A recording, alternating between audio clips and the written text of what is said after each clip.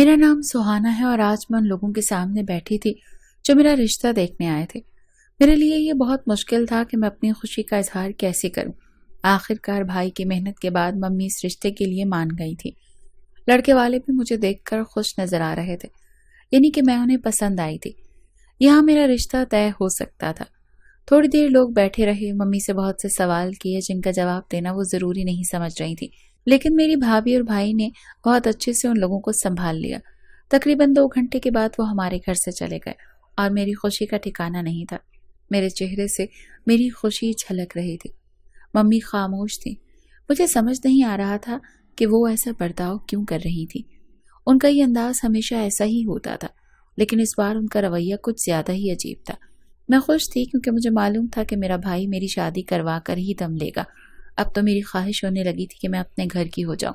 रात के 10 बजे वो खाना खाकर मम्मी के पास आया। जाहिर है कि वो जवाब चाहता था, उसे भी आगे बताना था। मैं खामोशी से अपने मोबाइल में लगी रही, लेकिन मेरे कान भाई की बातों की तरफ ही लगे हुए थे। भाई मम्मी की तरफ देखते हुए बोला, मम्मी, लड़का बहुत अच्छा है, हमारी सुहाना को बहुत खुश रखेगा। आप एक बार इसके बारे में सोचिए। मुझे तो लड़के में कोई कमी महसूस नहीं हो रही। मैं समझ गई थी कि मेरी मम्मी फौरी हाँ कह देंगी, लेकिन ऐसा कुछ नहीं हुआ। बल्कि वो तेज आवाज में बोली, तुम्हें आखिर मसला क्या है? हर वक्त रिश्ता रिश्ता करते रहते हो।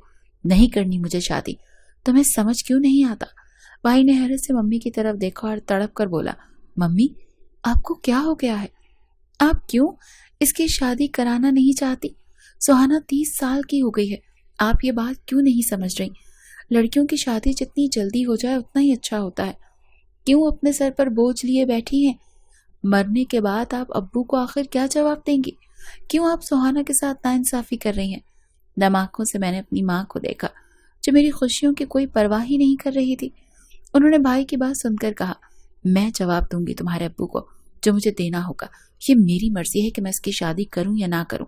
इसे मैंने जन्म दिया है, इसकी जिम्मेदारी भी मेरी है, तुम्हारी नहीं। और अगर तुम्हें इसे खिलाने पिलाने में परेशानी हो रही है तो मैं अपने खानदान से मांग कर इसे खिला दूंगी। उनके जज्बात में मैं समझती थी, लेकिन अब वक्त हो गया था कि मैं अपने घर की हो जाऊं। भाई गुस्से में अपनी जगह से खड़ा हुआ और मम्मी की तरफ देखकर बोला, बस बहुत हो गया मम्मी, आप इसकी शादी कराइए। कब तक इसे अपने सर पर बिठाकर इसी तरह खिलाती रहेंगी? और मेरी सलाह यही है, अगर आप अपने घर में सुकून चाहती हैं तो लड़की को इसके घर का कर दें। मम्मी, आप जुल्म कर रही हैं। एक जवान लड़की को बेवजह अपने घर पर बिठाया हुआ है। जमाना क्या बोलेगा कि बेटों की शादी कर दी और बेटियों की भी शादी हो गई, लेकिन इस लड़की की शादी क्यों नहीं की? सब लोग थू थू करेंगे। लोग हजारों बातें बनाएंगे कि इस लड़की में कोई कमी होगी, तभी इसकी शादी नहीं हुई। आप क्यों छोटे बच्चों की तरह जिद करती हैं? एक समझदार औरत बने।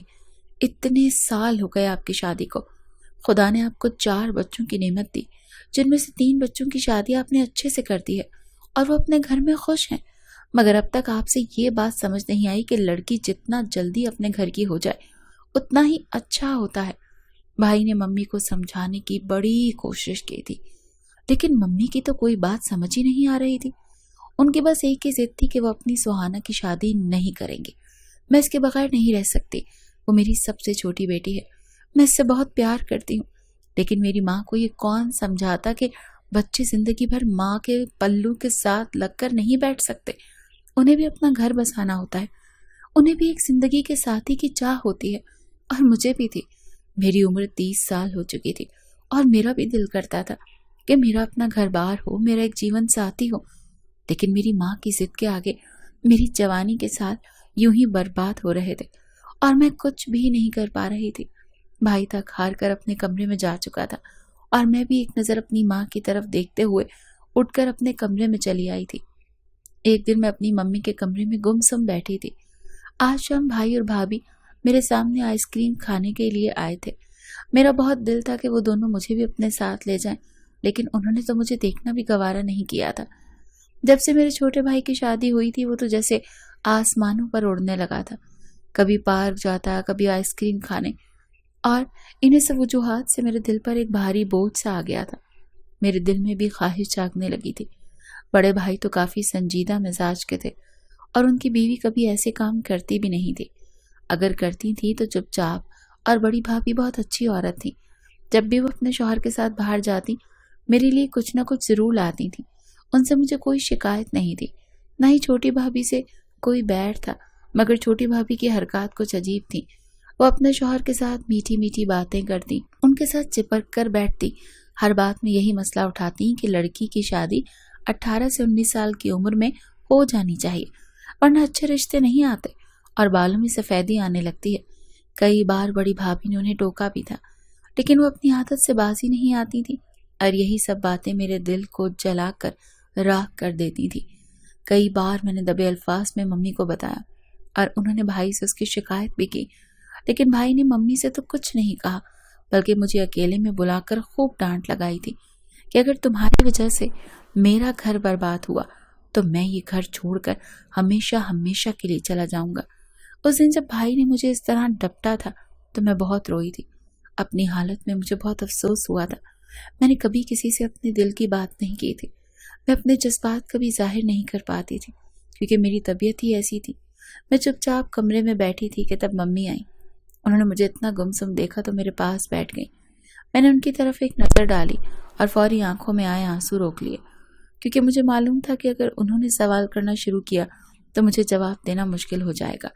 मैं बहुत शर्मीली टाइप की लड़की थी और हमारे यहाँ अपनी शादी की बात खुद नहीं की जाती थी, और वैसे भी हमारी मम्मी ने हमें ऐसे पाला पोसा था कि हम उनके सामने अपने दिल की कोई बात कर ही नहीं पाते थे। मगर आज शायद मम्मी मेरी आंखों में उदासी देख चुकी थी। उन्होंने मुझसे कहा, सुहाना तू उदास मत हो, तेरी शादी भी मैं जल्दी करवाऊंगी, बस मुझे थोड़ा सा वक्त दे दे। उनकी बात सुनकर मैंने उनके घुटनों पर सर रख दिया और फूट फूट कर रोने लगी। जब मैंने मम्मी के घुटनों पर सर रख कर रोना शुरू किया तो वो अचानक घबरा गई। वो मुझे प्यार से समझाने लगी, लेकिन मेरी सिसकियां तेज हो चुकी थी कि मेरी बड़ी भाभी कमरे में दाखिल हुई। मुझे इस हालत में देखकर वो भी बेयकीनी में पड़ गई और मेरे पास बैठ गई। माँ और भाभी दोनों मुझे संभालने की कोशिश कर रही थी, लेकिन मेरे आंसू थे कि रुकने का नाम ही नहीं ले रहे थे। कुछ देर के बाद जब मैं थोड़ी संभली तो माँ ने मुझसे मेरे रोने की वजह पूछी। मैंने बस इतना कहा कि मुझे पापा की याद आ रही है। अगर वो आज जिंदा होते तो हम सब कितने खुश होते और साथ रहते। शायद ये हमारी किस्मत में नहीं था। माँ ने थोड़ा बहुत समझाते हुए सर हिला दिया, मगर छोटी भाभी की तेज नजरें मुझे अंदर तक चुप कर आ गई थी। थोड़ी देर तक हम तीनों ने बातें की और फिर मैं चुपचाप अपने कमरे में आ गई। मैं वहां ज्यादा देर तक बैठ नहीं पाई, क्योंकि जब भी मैं माँ को देखती थी तो मुझे अपने हालात पर अफसोस होता था। आज मुझे इस हालत में हूँ सिर्फ और सिर्फ अपनी माँ की वजह से है। पहले तो मैं समझती थी कि वो मुझसे बहुत मोहब्बत करती हैं, इसीलिए मेरी शादी नहीं करना चाहती, लेकिन जैसे जैसे वक्त गुजरता गया मुझे उनकी असल हकीकत समझ में आने लगी। वो किसी और वजह से मेरी शादी करना नहीं चाहती थी जो अब तक मुझसे छुपी हुई थी, वरना माँ मुझे भी वैसे ही चाहती थी जैसे अपनी बाकी की औलाद को चाहती थी। इसमें मेरे लिए कुछ नया नहीं था। तकरीबन 2 घंटे बाद मेरी भाभी मेरे कमरे में आई। उनके हाथ में दूध का गिलास था, जिसे देखकर मैं हैरान हुई, क्योंकि इससे पहले कभी ऐसा नहीं हुआ कि भाभी मेरे लिए दूध लेकर आए। उन्होंने मेरे सामने दूध का गिलास रखा और मुझे पीने के लिए कहा। पहले तो मैंने मना कर दिया, लेकिन उनकी नीयत को देखकर मैं खामोशी से वो दूध का गिलास अपने मुंह को लगा चुकी थी।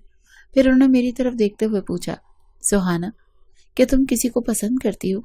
उनके अचानक सवाल से मैं घबरा गई और सर ना में हिलाकर इनकार कर दिया। मेरी हालत खराब हो गई थी, क्योंकि मैंने कभी ख्वाब में भी नहीं सोचा था कि कोई मुझसे ऐसे सवाल करेगा। मैंने फौरन ही इनकार कर दिया।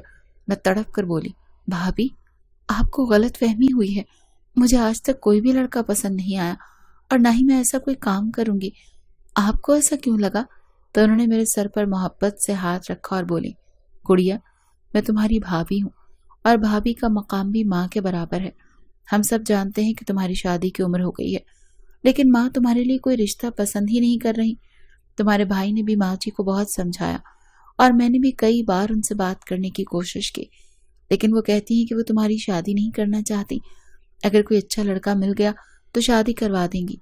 मेरी हालत तो उस इंसान जैसी थी जिसे बेगुनाह होने के बावजूद मुजरिम ठहराया गया हो। मैं चुपचाप सर झुकाए बैठी रही। अचानक उन्होंने मेरे गाल पर मोहब्बत से हाथ रखा और कहा, सुहाना अगर तुम्हें कभी कोई लड़का पसंद आए तो मुझे जरूर बताना। मैं तुम्हारी हर मुमकिन मदद करूंगी। तुम्हारा घर बसाकर मुझे बहुत खुशी होगी। ये कहकर वो कमरे से चली गई, जबकि मेरी सिसकियां फिर से तेज हो गईं। मुझे बहुत दर्द हो रहा था کہ لوگ مجھے کیا سے کیا سمجھنے لگے تھے۔ میں نے نہ کبھی ایسا سوچا تھا اور نہ کبھی ایسا سوچ سکتی تھی۔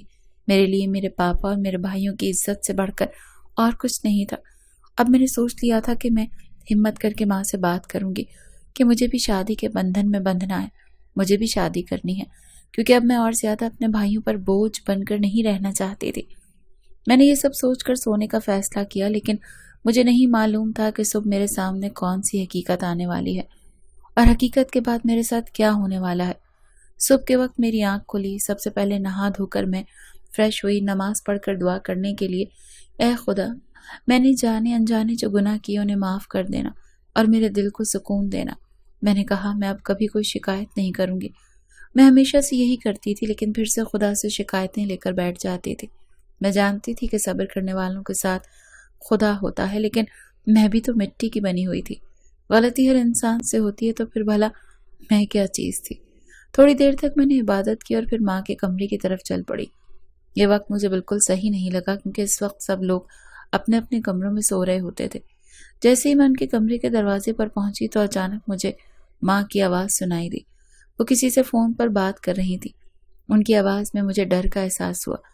میں نے فوراً دروازہ تھوڑا سا کھولا اور اندر جھانک کر ان کی باتیں سننے لگی، اور جیسے جیسے ان کی باتیں میرے کانوں میں پڑتی گئیں، میرا جسم گویا زلزلے کی لپیٹ میں آ گیا۔ ایسا لگ رہا تھا جیسے پاؤں کے تلے سے زمین کھسک گئی ہو اور آسمان میرے سر پر آ گرا ہو۔ میں نے تو کبھی خواب میں بھی نہیں سوچا تھا کہ میں اس دوراہے پر آ کر کھڑی ہو جاؤں گی جہاں مجھے خود کا ہی دشمن محسوس ہوگا۔ میری ماں اتنی پریشان تھی، میں نے تو کبھی سوچا بھی نہیں تھا۔ میں تو بس اپنی ماں کو ہی قصوروار ٹھہرا دیتی کہ ان کی وجہ سے ہی میرا گھر ابھی تک نہیں بسا، لیکن آج جب میں نے اپنی ماں کی تکلیف محسوس کی تو میرا دل بھی رو پڑا۔ آج مجھے سمجھ آ گیا کہ میری ماں میری شادی کیوں نہیں کرنا چاہتی۔ میں چپ چاپ اپنے کمرے میں واپس آئی اور ایک بار پھر خدا کے سامنے گر پڑی۔ میں نے دل کی گہرائیوں سے دعا مانگی کہ میں اپنی ماں کے بارے میں جتنا بھی غلط کہا ہے، خدا مجھے معاف کر دے۔ میں بے وجہ ہی ان پر الزام لگاتی رہی، ان کی وجہ سے میرا گھر نہیں بس سکا، لیکن ان سب باتوں کے پیچھے تو کوئی اور تھا، اور میں سمجھ ہی نہیں پائی کہ وہ ایسا کیوں کر رہا تھا۔ اب میں نے ٹھان لیا تھا کہ میں سچائی کا پردہ فاش کر کے ہی دم لوں گی۔ میں کب تک اس طرح خود کو گھر میں قید رکھ سکتی تھی؟ کب تک میں اپنی زندگی کے ساتھی کو نہیں منتخب کر سکتی تھی؟ یہ سوال میرے دماغ میں ہتھوڑے کی طرح بج رہا تھا۔ یہی سب سوچتے سوچتے میری آنکھ لگ گئی۔ مجھے پتہ ہی نہیں چلا، اور تقریباً دوپہر کے 2 بجے جب میری آنکھ کھلی تو کمرے میں اندھیرا چھایا ہوا تھا، کھڑکیاں بند تھیں۔ شاید ماں نے ایسا کیا تھا۔ مجھے حیرانی بھی ہوئی اور ڈر بھی، کیونکہ جو باتیں میں نے سنی تھی اس کے بعد مجھ میں اب اور سہنے کی طاقت نہیں رہی تھی کہ میں چپ چاپ سب کچھ سہتی رہتی۔ میری چھوٹی اور بڑی بھابھی دونوں دوپہر کا کھانا بنانے میں مصروف تھیں۔ میں نے دونوں کو دیکھا اور پھر مسکرائی اور اپنا ناشتہ تیار کرنے لگی۔ بڑی بھابھی میری مسکراہٹ کا جواب مسکراہٹ سے دینے لگی، جبکہ چھوٹی بھابھی نے ناک منہ سکیڑ لی۔ شاید اسے میرا دوپہر تک سونا پسند نہیں آیا تھا۔ مجھے بھی وہ کچھ خاص پسند نہیں تھی، اسی لیے ان کی کسی بھی حرکت کا مجھ پر کوئی اثر نہیں ہوا۔ میں نے چپ چاپ اپنا ناشتہ بنایا اور وہاں کچن میں بیٹھ کر کھانے لگی۔ اس دوران بڑی بھابھی نے مجھ سے کئی باتیں بھی کی، جس کا میں نے بہت ہی سکون سے جواب دیا۔ اب میں ماں کے کمرے کی طرف بڑھ گئی۔ آج میں ان سے وہ سارے سوال پوچھنا چاہتی تھی جو میرے دماغ میں گھوم رہے تھے۔ میں نے ہمت جمع کی اور ماں کے کمرے کی طرف چل پڑی۔ میں نے ٹھان لیا تھا کہ آج میں ان سے ان سوالوں کا جواب لے کر ہی رہوں گی جو وہ اب تک مجھ سے چھپاتی آئی ہیں۔ کب تک وہ اس بوجھ کو اپنے سینے میں دبا کر رکھیں گی؟ میں نے ٹھان لیا تھا کہ اب اس سچائی سے پردہ اٹھا کر ہی رہوں گی۔ اور جیسے ہی میں نے ان کے کمرے کا دروازہ کھولا تو وہ بستر پر بیٹھی کوئی کتاب پڑھ رہی تھی۔ وہ ڈر کے مارے میری طرف دیکھ کر بولی، چپ ہو جاؤ، اگر اس نے سن لیا تو وہ تمہیں کہیں کا نہیں چھوڑے گا۔ جتنا تم اسے آسان سمجھ رہی ہو وہ اتنا ہی خطرناک آدمی ہے، اسی لیے اپنی زبان بند رکھو۔ میں نے ماں کی طرف دیکھا اور دکھ بھرے لہجے میں کہا، کب تک آپ اس سے ڈرتی رہیں گی اور اس طرح جئیں گی؟ بس کر دیجیے، اب میں اور اس طرح سے اپنی زندگی نہیں گزار سکتی۔ پہلی بار میں اپنی ماں کے سامنے اتنا دکھی ہو کر بولی تھی۔ انہوں نے مجھے تڑپ کر دیکھا اور کہا، میں تمہاری باتوں کا مطلب نہیں سمجھ پائی، تم کہنا کیا چاہتی ہو؟ میں نے چپ چاپ اپنی ماں کی طرف دیکھا اور اپنے دل کی ساری باتیں ان کے سامنے رکھ دی۔ میں نے کہا، امی، سب خوش ہیں، سب اپنی اپنی زندگی میں مصروف ہو گئے ہیں، صرف میں ہوں جو اب بھی آپ کے در پر بیٹھی ہوں۔ میں یہ نہیں کہتی کہ مجھے یہاں سکون نہیں ملتا، لیکن ممی میری بھی کچھ خواہشیں ہیں، میری بھی کچھ جذبات ہیں جنہیں میں کب تک دباؤں گی۔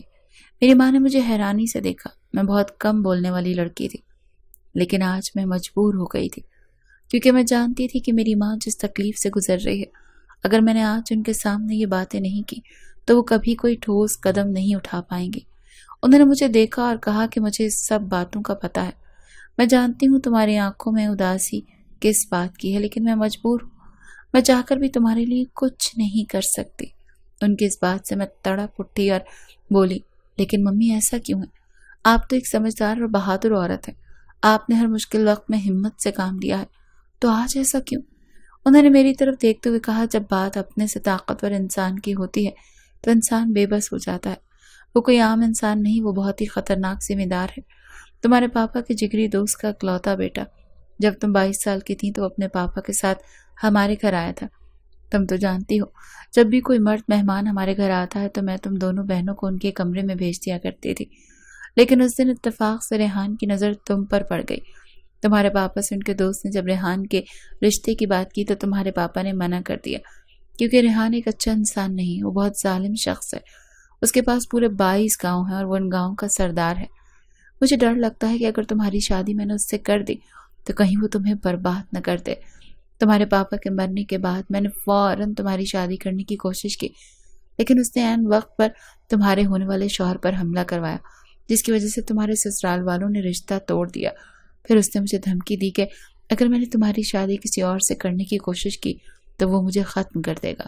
وہ چاہے تو مجھ سے زبردستی شادی کر سکتا ہے، لیکن اس کی ایک ضد ہے کہ جب تک میں خوشی خوشی تمہارا ہاتھ اس کے ہاتھ میں نہیں دوں گی وہ شادی نہیں کرے گا۔ اسی وجہ سے اس نے اب تک خود بھی شادی نہیں کی اور تمہیں بھی نہیں کرنے دیتا۔ میں یہ حقیقت سن کر حیران رہ گئی، یہ کون شخص ہے؟ میں نے فوراً اس کی تصویر دیکھنی چاہی تو ماں نے اس کا ایک البم میرے سامنے رکھ دیا۔ ریحان بہت ہی خوبصورت تھا، چوڑی چاتی، اونچا لمبا قد، اسے دیکھ کر میں دنگ رہ گئی۔ میں نے حیرانی سے اپنی ماں کی طرف دیکھا اور کہا، ماں پھر آپ نے کبھی بھائیوں کو یا پھر مجھے کیوں نہیں بتایا کہ کوئی شخص میرے پیچھے اتنا پاگل ہے کہ وہ خود بھی اپنی زندگی برباد کر رہا ہے اور میری بھی؟ ماں نے کچھ دیر کی خاموشی کے بعد ایک بات کہی جسے سن کر میں سن رہ گئی۔ ماں نے کہا، جب تمہارے پاپا نے اس رشتے سے انکار کیا تھا تو ریحان بہت غصے میں آ گیا تھا، اس نے تمہارے پاپا پر بھی حملہ کروانے کی کوشش کی، لیکن تمہارے بھائی اس وقت بیچ میں آ گئے، اسی لیے تمہارے پاپا محفوظ رہ سکے، لیکن خدا کو کچھ اور ہی منظور تھا۔ ان کے مرنے کے بعد اس نے مجھے ایک دھمکی بھرا خط بھیجا کہ اگر اس بات کی بھنک تمہارے بیٹوں تک پہنچی تو میں تمہارے شوہر کے پاس پہنچا دوں گا تمہیں، تمہارے بیٹے کو بھی، اسی لیے چپ چاپ سوہانہ کی شادی میرے ساتھ کر دو یا پھر پوری زندگی اسے اپنے پاس بٹھا کر رکھو۔ اپنے جیتے جی میں سوہانہ کو کسی اور کا ہونے نہیں دوں گا، میں مجبور ہوں، میں کچھ نہیں کر سکتی، میں اپنے بچوں کی زندگی اس طرح برباد نہیں کر سکتی، مجھے معاف کر دے میری بچی، نہ جانے وہ تمہارے ساتھ کیا سلوک کرے گا۔ میں نہیں چاہتی کہ تم حرام موت مرو، کنواری بیٹی ہمیں قبول ہے لیکن مردہ بیٹی ہرگز نہیں۔ ان کی آنکھوں میں درد صاف نظر آ رہا تھا۔ تب میں سمجھ گئی تھی کہ میری ماں ہر کسی کی بات کیوں ٹھکرا دیتی تھی، بھائیوں کے لائے رشتے کو کیوں منع کر دیتی تھی، میری اداس آنکھیں دیکھ کر وہ خود بھی کیوں رو لیتی تھی۔ میں نے گہری سانس لی اور ریحان سے ملنے کی بات کہی۔ میری ماں یہ سن کر غصے میں آ گئی، انہوں نے صاف منع کر دیا۔ اگلے دن میں ریحان کے گھر گئی اور میں نے اس سے کہا کہ میں اس کے ساتھ شادی کے لیے تیار ہوں۔ یوں ماں کے منع کرنے کے باوجود میں نے شادی کر لی۔ شادی کے ایک ہفتے بعد ریحان کا ایکسیڈنٹ ہوا اور وہ بستر پر پڑ گیا۔ میں اس کی خوب خدمت کی اور اس کا پتھر دل پگھل گیا اور اس نے اپنے پچھلے گناہوں سے معافی مانگ لی۔